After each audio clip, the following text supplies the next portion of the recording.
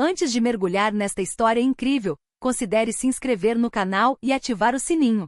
Cada história aqui tem algo a dizer, e você não vai querer perder nenhuma. Walter Harris era frequentemente descrito como um daqueles homens que você não vê, mas sem os quais tudo desmoronaria. Na Stratonix Technologies, a gigante da inteligência artificial e modelagem preditiva, ele não tinha escritório, nenhum cargo de prestígio e nenhuma opção de ações. E no entanto, sem ele nada teria dado certo.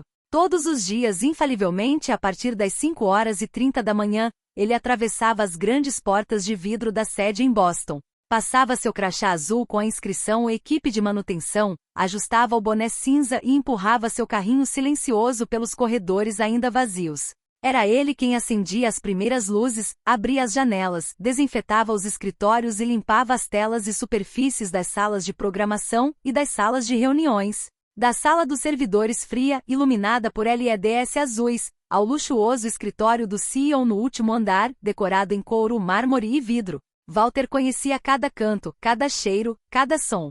Sabia quais cadeiras rangiam, quais luzes fluorescentes piscavam, quais saboneteiras esvaziavam mais rápido que as outras. Vira 5 diretores técnicos irem e virem, 3 reestruturações e a chegada da divisão de robótica. Mesmo assim, nunca buscará atenção. Só falava quando lhe dirigiam a palavra. Sempre respondia com um sorriso e um respeito que impunha respeito. No entanto, apesar de seus anos de serviço, poucas pessoas realmente conheciam Walter. Alguns nem sabiam seu nome. Aqueles que falavam com ele frequentemente o chamavam de Sr. Harris, acreditando que estavam fazendo a coisa certa. Mas ninguém conhecia suas lutas, suas noites sem dormir, sua história. Ele havia perdido a esposa, Sharon, em um acidente de carro quando o filho deles tinha apenas 9 anos.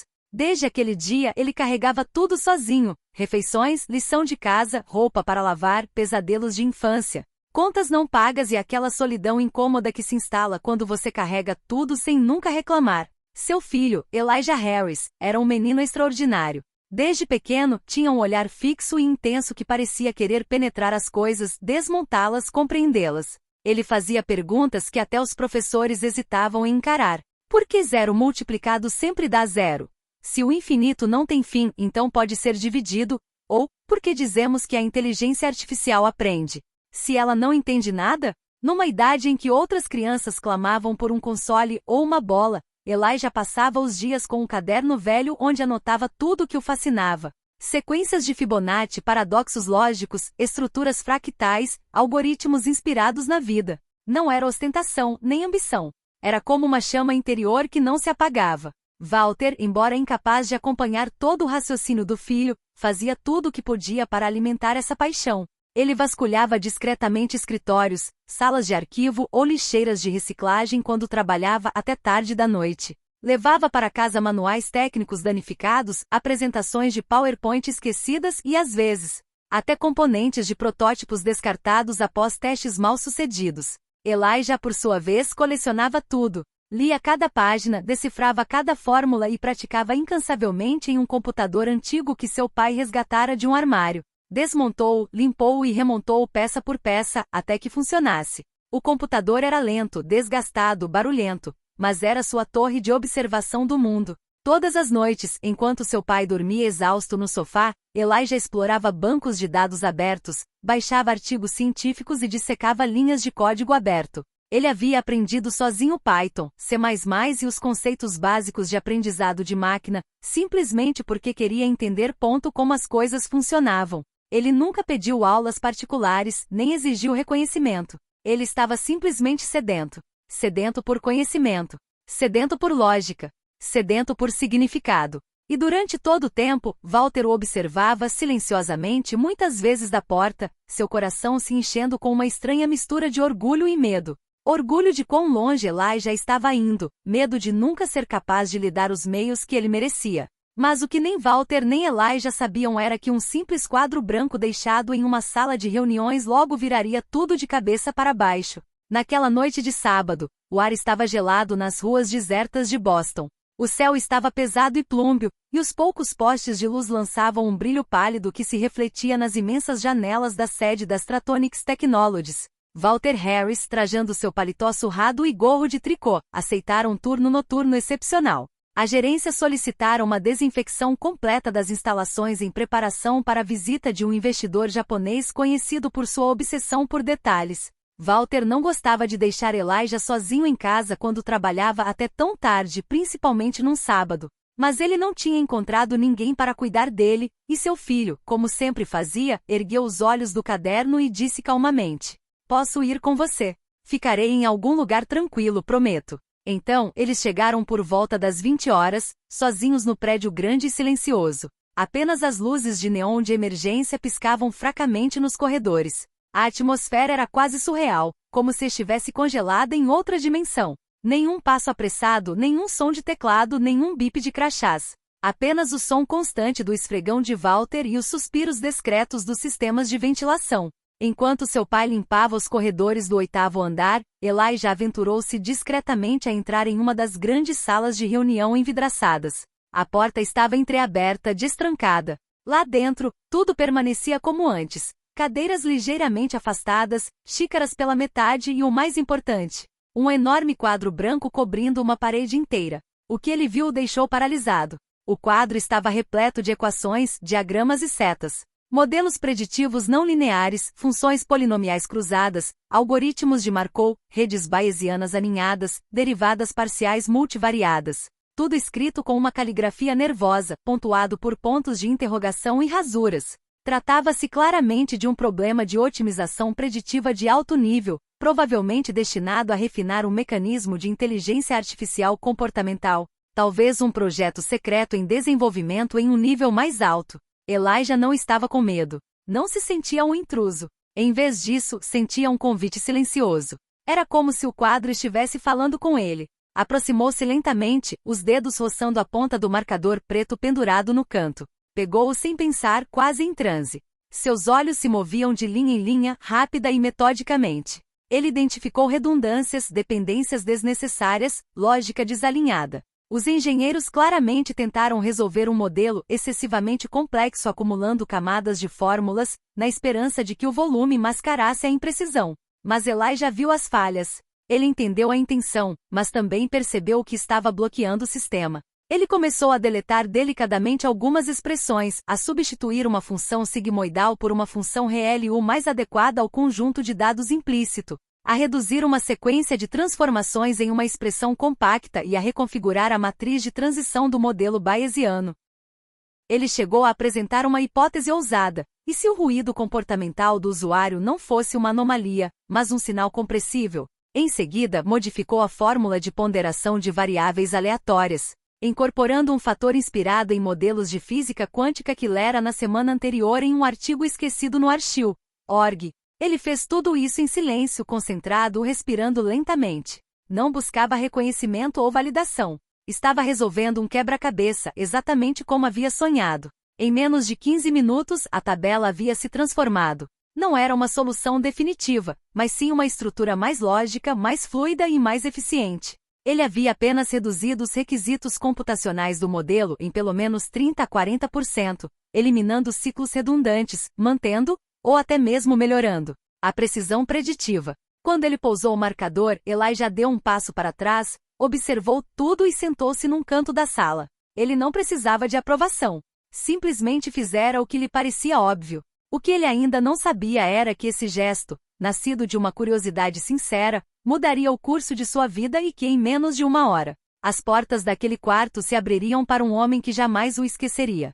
Por volta das 22h07, as portas do salão principal se abriram com um chiado suave. Um homem alto e magro, com cabelos grisalhos impecavelmente penteados, caminhava resolutamente pelos corredores vazios. Graham P. Callahan, CEO da Stratonics Technologies nos últimos 12 anos, estava voltando para pegar uma maleta contendo documentos confidenciais. Ele havia planejado recuperá-la em poucos minutos e voltar para casa discretamente. Ele odiava o inesperado e ainda mais, o erro humano. Quando estava prestes a entrar em seu escritório, algo lhe chamou a atenção. Uma luz estava acesa em uma das grandes salas de reunião envidraçadas. Estranho. Não havia sido planejado. Callahan detestava desperdício, e ainda mais descuido. Aproximou-se tenso. Ao entrar na sala, ele parou subitamente. À sua frente, o quadro branco estava coberto de equações. Mas não as equações que ele vira no dia anterior. Alguém havia alterado, apagado e reorganizado os dados. E não era apenas uma limpeza, havia nova lógica, estrutura e raciocínio rigoroso em cada traço do marcador. Callahan franziu a testa. Reconheceu os padrões imediatamente. Aquele era o cerne do projeto Hermes, uma plataforma de inteligência preditiva que sua equipe estava desenvolvendo em segredo, custando-lhe centenas de milhões de dólares. Ele sentiu o estômago embrulhar. Alguém havia invadido a casa. Alguém havia obtido acesso a essas equações confidenciais. E pior, essa pessoa as havia corrigido. Sua reação foi imediata. Pegou o celular, ligou para o chefe da segurança, exigindo que verificasse as câmeras das últimas horas, e então chamou Walter Harris, o único funcionário no prédio naquele horário. Poucos minutos depois, Walter chegou correndo ofegante, com as mãos ainda calçadas em luvas de látex. Atrás dele, Elijah trotava com os olhos arregalados, visivelmente preocupado. Callahan apontou tensamente para a pintura. Quem fez isso? Walter gaguejou. Ele ainda não tinha visto a pintura alterada. Senhor Callahan, provavelmente é meu filho. Ele, me desculpe. Ele só está curioso. Ele não quebrou nada. Ele só olhou. Ele olhava para Elijah agora, quase implorando com os olhos. Mas Callahan não levantou a voz. Pelo contrário, seu tom havia baixado como ao interrogar uma testemunha frágil. Ele se aproximou lentamente de Elijah e se agachou ligeiramente para ficar na altura dos olhos dele. Seu olhar era penetrante, mas não agressivo. Você é Elijah, certo? Filho de Walter? Elijah assentiu lentamente. Você entendeu o que escreveu aqui? O silêncio durou 2 longos segundos. Então Elias respondeu com uma voz calma, quase distante. Sim, senhor. Eu apenas simplifiquei os modelos. Eles superamostraram muitas variáveis independentes e criaram ciclos computacionais desnecessários. Reduzi o número de camadas, corrigi a taxa de aprendizado adaptativo e propus uma transformação bayesiana mais eficiente. Espero não ter feito nenhuma besteira. Um silêncio absoluto caiu na sala. Walter prendeu a respiração. Esperava ser dispensado imediatamente. Humilhação. Mas Graham Callahan não disse nada. Levantou-se lentamente com os olhos fixos no quadro. Então, sem dizer uma palavra, deu alguns passos para trás, foi até o celular e discou um número. Mark L. Callahan. Me diz que você ainda está no laboratório. Perfeito. Desça para o 8º andar, Sala Atlas, imediatamente. Traga Raquel e o Jim com você. Não estou brincando. Preciso ver esta pintura. Agora. Ele desligou. Então se virou para Elijah. Sua expressão mudará. Da desconfiança nascerá uma curiosidade feroz, um respeito cauteloso, quase uma pitada de fascínio. Você vai ficar um pouco, ok? O que você acabou de fazer, meu jovem, pode muito bem ser o avanço que minha equipe busca há meses. E se for, você acabou de atrapalhar mais do que imagina. Walter abriu a boca, mas nenhum som saiu. Elijah, no entanto, permaneceu ali, com as mãos atrás das costas, modesto e um pouco confuso. Ele nunca tentará impressionar ninguém. Ele tinha acabado de responder uma pergunta que ninguém lhe fez. Na manhã de segunda-feira, bem antes da chegada habitual da equipe, os corredores da Stratonics Technologies fervilhavam com uma atividade em comum. Diretores, engenheiros, analistas e gerentes de pesquisa subiam para o 8º andar, convocados com urgência por uma mensagem do próprio Graham P. Callahan. Uma simples nota no assunto. Reunião crítica. Projeto Hermes. Sala Atlas foi o suficiente para interromper os planos do dia. Exatamente às 7h45, a sala de reuniões estava lotada. Estavam presentes as mentes mais brilhantes da empresa, graduados do MIT, Harvard, Caltech, Stanford, ex-alunos da NASA, ex-funcionários do Google DeepMind, matemáticos e modeladores de dados comportamentais. Todos esperavam um anúncio estratégico, talvez até mesmo uma crise, mas o que viram ao entrar os deixou perplexos. Na primeira fila, sentado ao lado de Graham Callahan, estava um rapaz negro de 17 anos, de aparência calma, vestindo uma camisa social um pouco grande demais para ele, segurando um caderno. À sua esquerda, um pouco atrás, estava Walter Harris, rígido como uma tábua, desconfortável em seu uniforme de manutenção, com os olhos fixos no chão. Callahan não perdeu tempo. Ele se levantou, bateu na mesa com um dedo seco e disse com voz calma, mas firme: "O que vocês vão ouvir hoje não sai desta sala. Esta não é uma apresentação comum. Este rapaz aqui, Elijah Harris, filho do nosso técnico de manutenção, descobriu uma falha estrutural no nosso modelo Hermes neste fim de semana. E além disso, ele propôs um redesenho que pode transformar todo o nosso sistema preditivo. Pedi que ele mesmo explicasse a vocês. Um murmúrio percorreu a sala. Olhares céticos, surpresos e curiosos. Elijah se levantou, um pouco tenso, mas sem pânico. Olhou ao redor da sala repleta de especialistas de renome mundial, respirou fundo e começou a falar. E desde o primeiro minuto, a sala ficou em silêncio. Ele não estava lendo um roteiro. Ele não estava recitando. Ele estava explicando. Com clareza cirúrgica, um tom calmo e uma lógica implacável, ele começou desmontando a estrutura atual do projeto Hermes. Destacou as inconsistências do modelo, os ciclos redundantes, as ponderações artificiais criadas pela interpretação equivocada de sinais fracos nos dados comportamentais. Em seguida, traçou sua própria arquitetura no quadro. Sua escrita era caprichada, seus gestos precisos. Ele discutia redes bayesianas dinâmicas, heurísticas de compressão de sinais e funções de regularização inspiradas em processos naturais, como se fossem autoevidentes para ele. Alguns engenheiros tomavam notas freneticamente. Outros permaneciam ali boquiabertos. Em nenhum momento Elijah tentou impressionar. Ele falava como um professor paciente, explicando os conceitos básicos de álgebra para iniciantes. No entanto, ele avançava em terreno tão complexo que até os alunos mais brilhantes da sala precisavam reler mentalmente seu raciocínio. No final de sua apresentação, Elijah parou, apagou o marcador dos dedos e simplesmente disse: "É isso. Foi o que eu vi. E o que eu tentei fazer." Um silêncio pesado caiu. Então o diretor técnico, Dr. Leonard Croft, inclinou-se na direção de Callahan e sussurrou, com o olhar fixo no quadro: "Nós podemos vencer 2 anos de desenvolvimento ou com isso, economizar pelo menos $100 milhões. Talvez mais. Acabou de resolver um gargalo que pensávamos ser insolúvel sem alterar a arquitetura." Mais alguns segundos se passaram. Então, alguém no fundo da sala começou a aplaudir. Lentamente. Timidamente. Outro veio em seguida. Depois outro. Rapidamente, toda a sala ressoou com aplausos francos e calorosos. Walter, que havia recuado em direção à parede com a cabeça baixa, sentiu os olhos se encherem de lágrimas. Mas não se moveu. Olhou para o filho, parado no meio de todos aqueles gigantes, e disse a si mesmo: "Sharon, você ficaria tão orgulhosa." Callahan, por sua vez, levantou-se novamente. Esperou que o silêncio retornasse e então tomou uma decisão pública, irrevogável e histórica. A partir de hoje, a Stratonics apoia todo o ensino superior de Elijah Harris, uma bolsa de estudos integral, mentoria direta com nossa equipe de pesquisa, e um contrato de estágio remunerado compatível com seu talento. Walter abriu a boca, moveu-se e sussurrou: "Senhor, eu não quero que ele receba tratamento especial, eu nunca quis." Mas Callahan o interrompeu gentilmente, sem arrogância, sem frieza. Não tratamento especial, Walter. Esse garoto fez em uma noite o que nosso departamento de P&D não conseguiu fazer em 1 ano.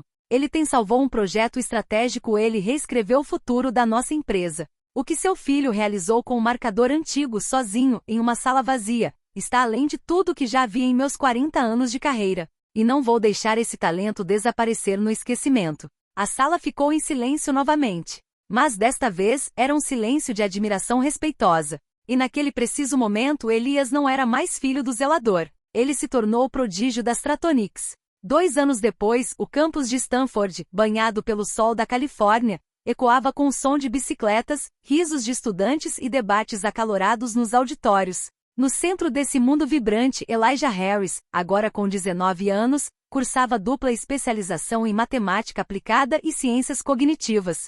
Ele ainda carregava a mesma humildade de então, mas seu olhar havia se aguçado. Ele não mais evitava os holofotes, encarava-os com a seriedade de quem sabe que sua inteligência é um dever, não um troféu. Ele trabalhava remotamente para as Stratonics, com um contrato especial criado pelo próprio Callahan. Ele supervisionava uma pequena equipe de pesquisadores seniores, todos mais velhos que ele, mas nenhum que desafiasse sua posição. Não era a idade dele que importava, mas sim a sua visão.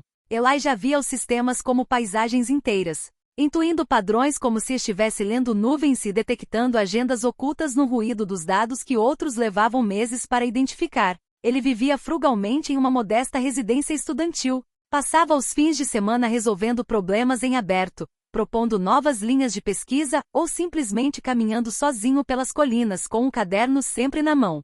Apesar dos pedidos, dos convites para conferências, das ofertas do Google, da Tesla e até do MIT, ele permaneceu fiel à Stratonics. Enquanto isso, Walter Harris não havia deixado seu posto. Apesar das inúmeras ofertas de aposentadoria antecipada, promoção honorária e cargos de supervisão, ele sempre recusou. Ele simplesmente disse a Callahan: enquanto eu puder empurrar uma vassoura e andar por esses corredores, eu ficarei. Ele não precisava de dinheiro. Desde a ascensão de Elijah, eles estavam livres de dívidas e destemidos. Mas este prédio representava muito mais do que um local de trabalho. Para ele, aquelas paredes contavam a história do nascimento de um milagre, o momento em que seu filho, aquele garotinho solitário obcecado por números, foi finalmente visto, reconhecido e ouvido. Todas as manhãs, Walter chegava um pouco antes das 6 horas. Limpava os escritórios, cumprimentava novos funcionários e confortava jovens estagiários estressados. Era respeitado. Agora era chamado de Sr. Harris, e não mais por educação casual, mas por genuína gratidão. Alguns vinham conversar com ele para que pudesse contar como tudo começou. E todos os dias, ao passar pela sala Atlas, ele parava por alguns segundos. A porta permanecia aberta por tradição, mesmo quando não estava em uso. O quadro branco havia sido preservado, emoldurado. Atrás de um painel de vidro protetor, as equações originais de Elijah permaneciam como ele as havia desenhado naquela noite fatídica. Então Walter retomava seu passeio. Ele não se cansava de caminhar naquele espaço onde o impossível se tornava possível. Numa terça-feira de outono, quando as folhas vermelhas começavam a cobrir as calçadas, um jovem funcionário recém-contratado parou na frente de Walter, intrigado. Ele apontou para a placa de bronze fixada na entrada do prédio, logo abaixo do logotipo da Stratonics. Ele leu em voz alta, hesitando um pouco sobre as palavras. Para Walter Harris, o homem nas sombras, e para Elijah, o gênio inesperado. O conhecimento não reconhece status nem origem. O jovem olhou para Walter, que estava ali, com as costas um pouco curvadas, mas ereto em seu uniforme cinza. Parecia pronto para dizer algo. Mas Walter, como sempre, apenas sorriu. Um sorriso humilde e profundo, cheio de tudo o que ele nunca havia dito. Então ele respondeu suavemente com uma voz pacífica. Eu nunca quis que escrevessem sobre ele no metal. Eu só queria que ele tivesse uma chance. E agora que ele teve. Estou feliz aqui. E com essas palavras, ele pegou sua vassoura novamente, caminhando lentamente pelo corredor iluminado, com a cabeça erguida e o coração em paz.